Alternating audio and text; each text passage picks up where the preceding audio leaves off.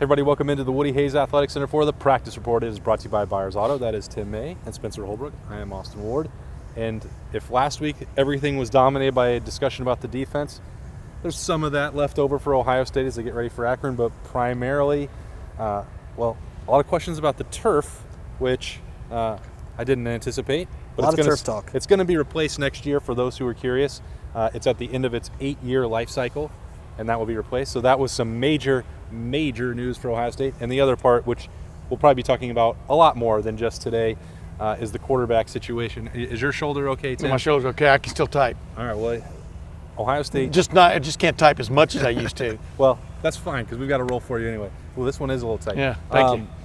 CJ Stroud going to practice, going to most likely start again. Ohio State not planning to rest that shoulder as he's dealing with physical pain, Spencer, and growing pains, and Ohio State trying to work through both of that, and they think that the option forward with him right now is to play through it. You can work through growing pains, but at some point the physical pain outweighs the growing pain, and Ryan Day made a decision that this team has the highest ceiling with a healthy CJ Stroud in the fall and during training camp, during spring practice. Right now, CJ Stroud is not 100%, and so now they have to make the determination of you need to get through those growing pains, but does a 70, 80% CJ Stroud still have the highest ceiling for this offense possible? And I think that is I don't know if it's 70, but go ahead, though. I think that is your time with the mic. Go ahead. That is a really tough balancing act to do, of saying, okay, this is the guy we chose because he's the best of the bunch that we have. At the same time, is him not being 100% still the best of the bunch? It's a really tough call right now. I think we debated this on my podcast this week. What kind of really injury is it? Because on the 1 minute he's standing there watching these guys throw and you're going, okay. And then all of a sudden he jumps there and throws a couple of passes. Looked like he warmed up been warming up for 10 minutes. You're going, he looks okay. And like we were talking about, it may be just one of those things, just right at that point of release where there's a little bit of a ping, so to speak, but you can play through it, play past it. We have to be close to the idea of what he's dealing with. But I talked to the Upper Arlington Rotary Club. I had to sneak out and go to that today, and that was one of their questions. One of the deals was what's up with CJ Stroud's right shoulder? Because it's so strange, because you've talked about this. We're sitting there in the press box. Awesome. Excuse me. This is another podcast. Austin. 1 minute he's overthrowing guys. Next minute he's hitting Garrett Wilson on a dead run in the back of the end zone. In stride, puts it in stride to Chris Olave on a pass that got called back because of a penalty. And you're going, what is this? What are we really looking at? I think we're looking at a pain tolerance kind of thing. Yeah, and so... Or a ping tolerance kind of thing. I asked Ryan Day about that specifically to try and get a better feel. And look, we know what the injury policy is for Ohio State, know how much information he may or may not provide about that. But I said, well, do you think that it's more of the growing pains or more of the shoulder pain? And I could have anticipated the answer. It's a little bit of both, and that's what's complicating a bunch of the stuff that Spencer's talking about with the other factors. Does it wreck the future confidence of CJ Stroud if Kyle McCord goes out and plays really well as a backup against Akron? Does if there's no risk of him further damaging the shoulder, maybe it doesn't make sense to hold him out. Maybe 1 week resting it doesn't magically make him better. All of these things are they're questions for the training staff. They're questions for CJ Stroud with the pain tolerance that you're talking about. He says he's well enough to play, and he is playing, and he doesn't want to give up a spot. That's why he's got that alpha role. He took the starting quarterback job. That's how he won it, by showing his team that he would battle for them. You have the coaching staff. You have Corey Dennis, Kevin Wilson, and Ryan Day sitting down to say, is Kyle McCord ready for this? Is Jack Miller ready for this? You have all of these factors that are playing out. As what we talked about with the defense, it's never as easy as one thing, or never as simple as just putting Kyle McCord out there and then the next week against Rutgers it's going to be fine. They're making decisions for the long-term future of the program and the long-term interest of CJ Stroud, and it's hard to do that when you're just focused on one particular week. When you go through certain injuries, you're almost numb to an injury when you go really fast, and you're almost numb to it when you're just doing little things. But that intermediate part, it's kind of like a sprained ankle, I think. When you're just trying to jog, a sprained ankle really hurts. Yeah. When you're trying to throw an intermediate pass, I wonder if that's where the struggles are, because that's where we see the overthrows. That's where we see the completion percentage go down, is in that intermediate. He looks really good on those deep balls. We've seen it plenty of times. Like when he throws a deep ball in practice, it is beautiful. Yeah. And he's hitting guys on screen passes. It doesn't seem to be an issue because it's a short throw. Yeah. Those intermediate throws just seem to be bothering him. And I wonder if, like you said, Tim, it's not as much an injury as it's just like a hitch or a ping in that shoulder where something's just not right, and it's not hurting him enough to keep him out, but something's just not right there. And again, I hate to keep beating a dead horse, but it is just it's a critical balancing act for Ohio State right now. You're not going to lose to Akron. It's not going to happen. Yeah. But you can start to right this ship against Akron, and I don't think you can do that if you don't have a good passing attack, because you got to show that you're still able to do that and complement the run game. Are you saying beating a dead horse because me and my wife own 3 horses? Is that why you're saying that? Oh, boy. Yeah. That's another story. But bottom line, I'm telling you, we talked about this.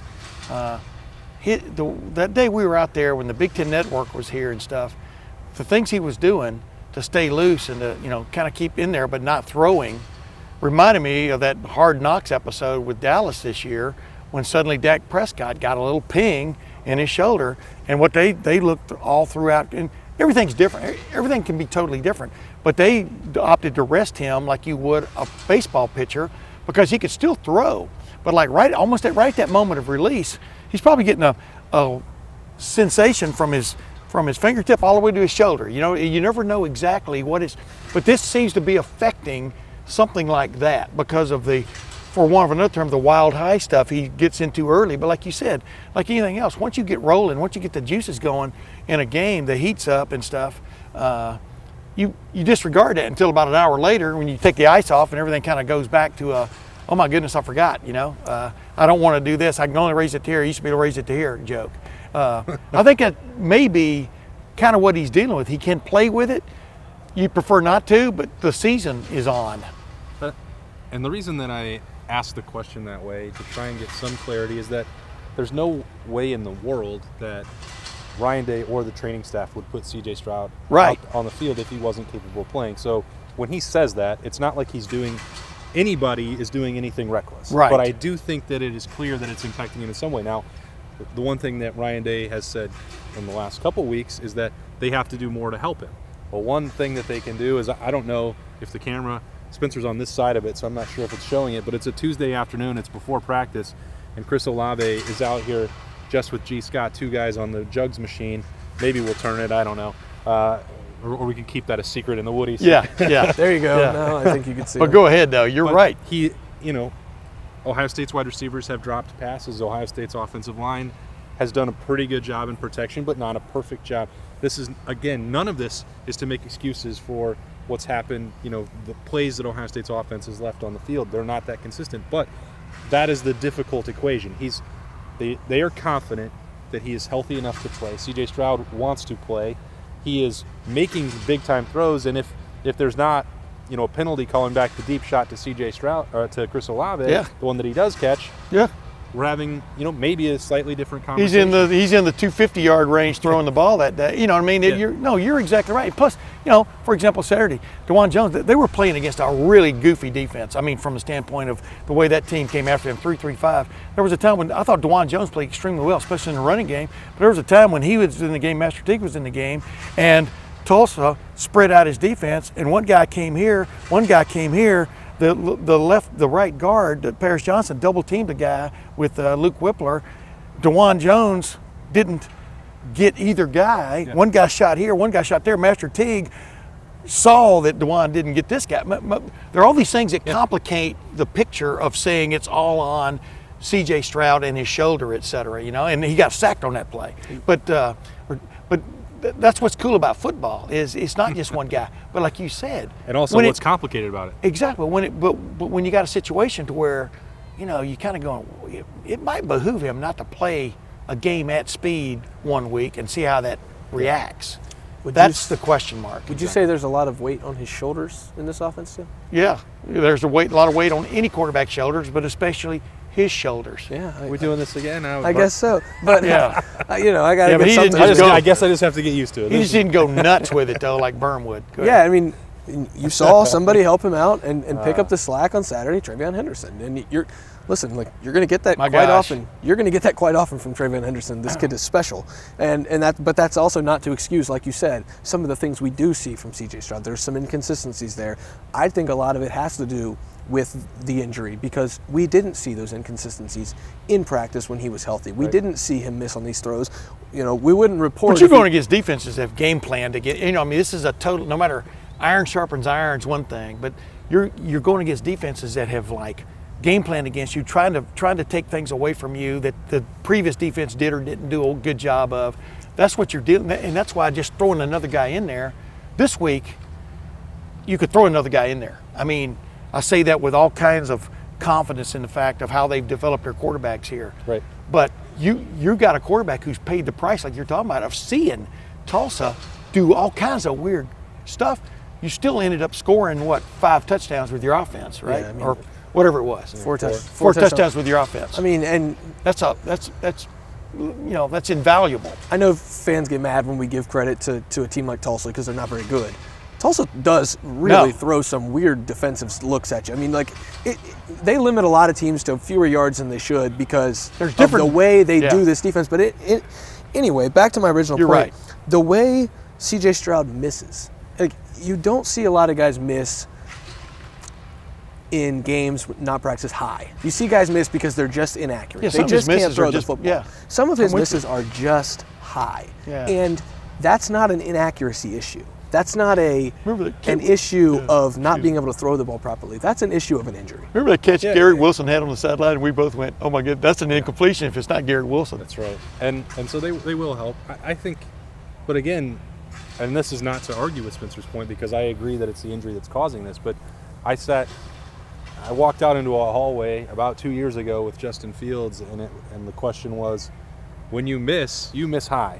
What causes that? Yeah. Well, it's off platform. It's this, that, and that. It's not always an injury. I think in this case it is. But Justin Fields was once a young quarterback. Right. Oh, sure. And we know what he became. I'm not going to say that the path has been the exact same, but they're also not playing the same caliber of opponents, and Justin Fields got to start from a healthy situation. Yeah.